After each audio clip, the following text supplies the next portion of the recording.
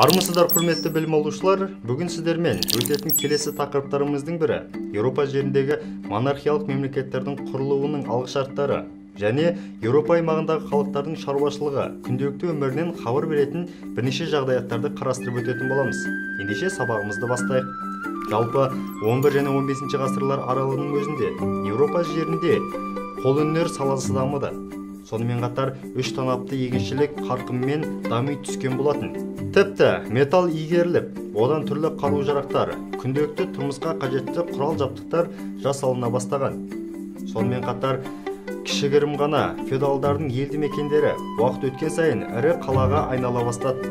Алайда дәл осы феодалдар қаланың мырзаларына айналған болатын. Олар үнемі дерлік алым-салық алып отырды.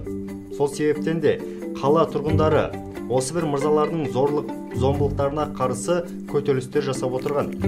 Енді бір қала тұрғындары мырзаларға ақша төлеп, қаланың өз тәуелсіздігін алып отырды. Тәуелсіз қалаларды коммуна деп атаған.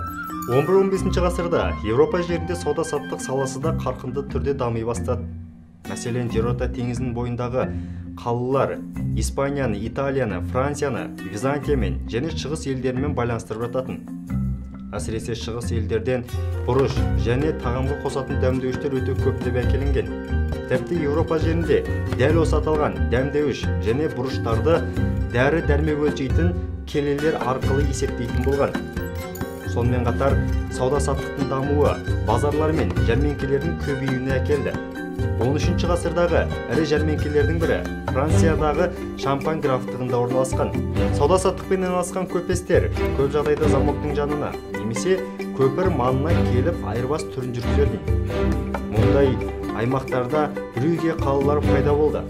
Брюгге деген сөз тікелей аударғанда көпір қала деген мағынаны білдіреді. Жалпы қала тұрғындарының көпшілігі қолөнершілер мен саудагерлер болатын. Қолөнершілер негізінен елді мекендерден қалаға көшіп келіп жатты.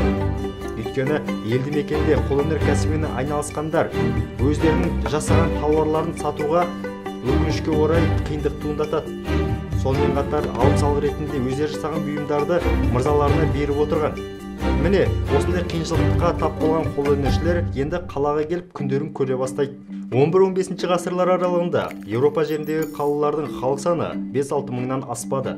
Тек Лондон, Париж сынды ірі қалаларында ғана халық саны едәуір көп болатын. Қаланың сырты бір немесе бірнеше дуалдармен қоршалған. Тіпті дуалдардан кейін де арнайы түрде ор қазылып, оны сумен толтырып тастайтын. Бұлай жасаудың бас себебі сыртқы жаудан қорғану мақсатында еді. Ал қала замоктардың сыртында егіншілер мен малшылар өз шаруашылығымен айналысып жататын болған. Қандайда бір соғыс қауіпі төнген жағдайда бұл аталған қарапайым тұрғындар замоктың ішіне барып тығылатын. Айтпақшы оқушылар, 11 ғасырдың өзінде Еуропа жеріндегі қарапайым шаруалардың өзі зығыр матадан тігілген киімнің орнына жүннен тігілген киімдерді жақсы кие бастады. Сол себепті халық арасында зығырда қой жеңді деген мәтелдер тарап жиі айтылып жатты. Ал енді біз Еуропа жеріндегі саяси жағдаятқа да қысқаша назар аударып өтейік.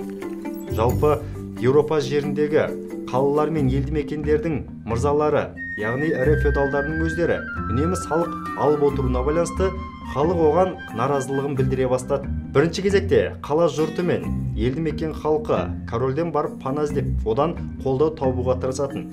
Ал король де дәл осы халық өкілдерінің атынан сөз сөйлеп, және оны өзіне тарту үшін барлық мүмкіндіктерді жасай бастады.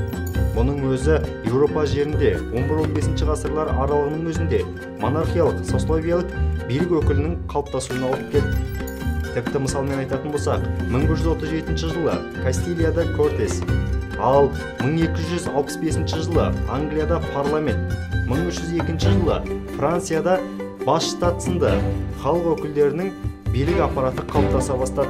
Міне оқушылар, бүгінгі сабағымыз аяқталды.